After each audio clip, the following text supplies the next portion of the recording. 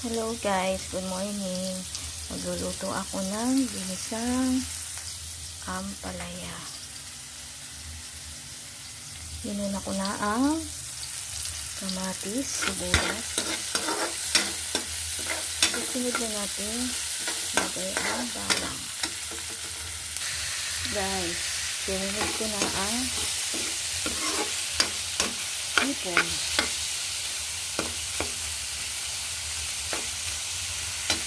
Maya-maya, ilalagay na natin ang ampalaya. Guys, nilagay ko na ang ampalaya. Kung mapapansin nyo kanina, nilagyan ko ng tubig ang ampalaya. May kahalo siyang asin. And then, piniga ko ng konti para mawala ang pait sa ampalaya. Antayin lang natin na maluto ng konti ang ampalaya. Then, ilalagay ko na ang asin.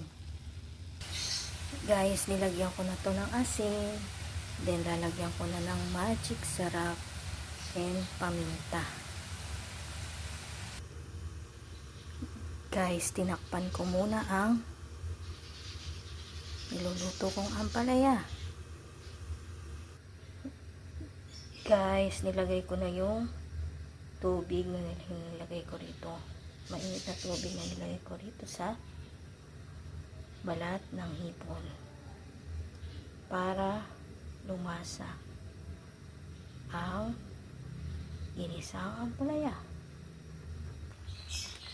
Guys, nilagyan ko na siya ng tubig, and then mamaya-maya ito namang itlog babatihin lang natin at ilalagay natin sa ampalaya.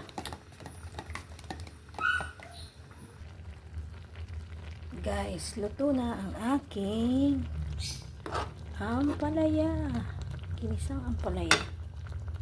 For today's video, that's all. Thank you for watching. Okay na to, salamat.